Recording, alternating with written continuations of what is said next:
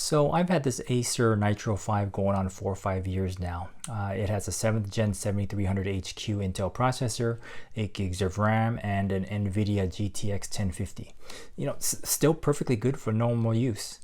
Recently I did notice that the internal fans were turning on more often and at a higher speed than when the laptop was new.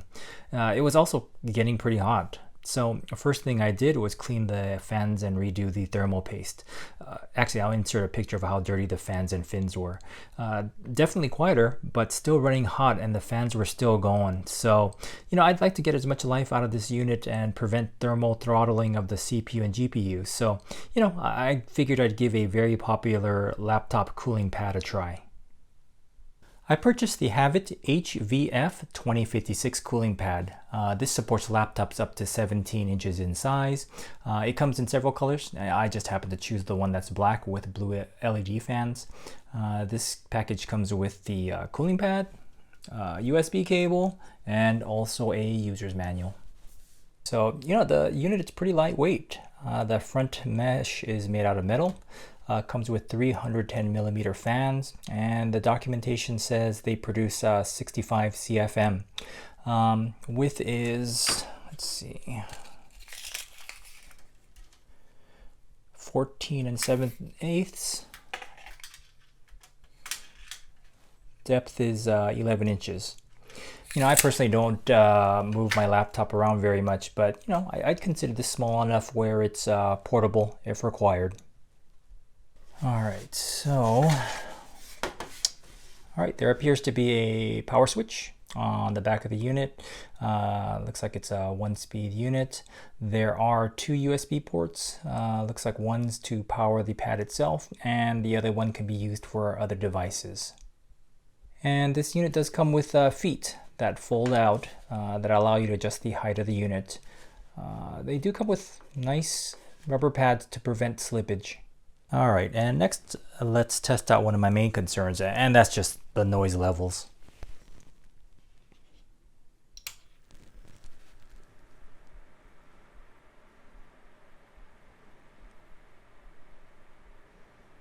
Actually, it's not too bad. Let me get the mic closer.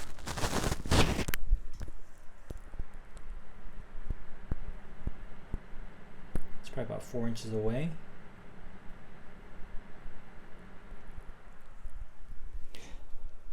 I hope that helps.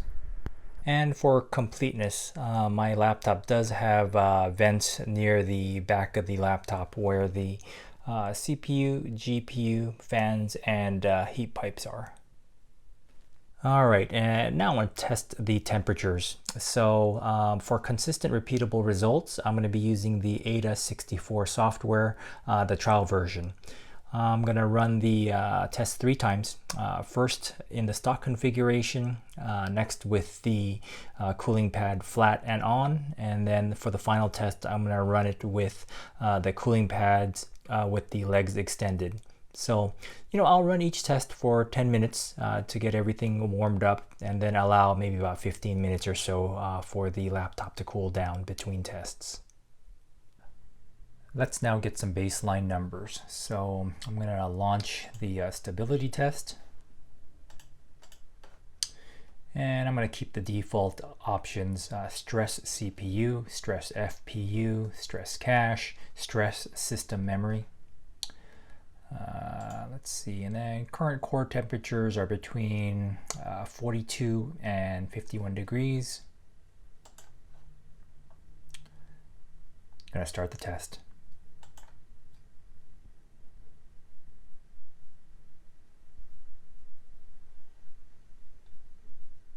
Okay, we immediately see the CPU go up to 100%, and already looks like one of the CPU cores is up to about 72 degrees.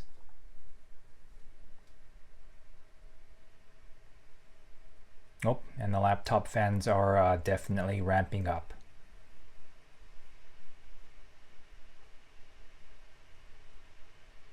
I won't bore you with the details, so I'll check back in about 10 minutes. So we hit the 10-minute mark for this particular test. Let's see, looking at the statistics, Core 1, the average temperature is 61 degrees.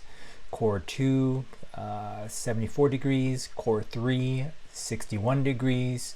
Core 4, about 68 degrees. Okay, I'm about to start test number 2. So it's sitting on the cooling pad, flat position. Turning on the fans now.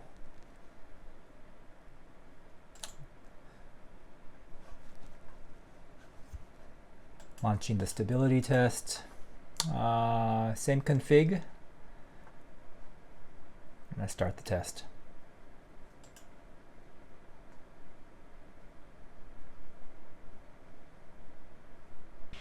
Alright, so we're at the 10-minute mark, and let's check out the statistics. So looking at the core temperatures, you know what, just eyeballing it, looks like we're about 2 degrees cooler than the baseline test. So that's what, about 35 degrees Fahrenheit.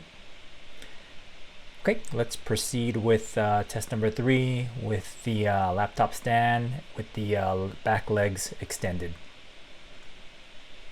And now let's run our third and final test. The configuration is the cooling pad is on and the back legs are extended.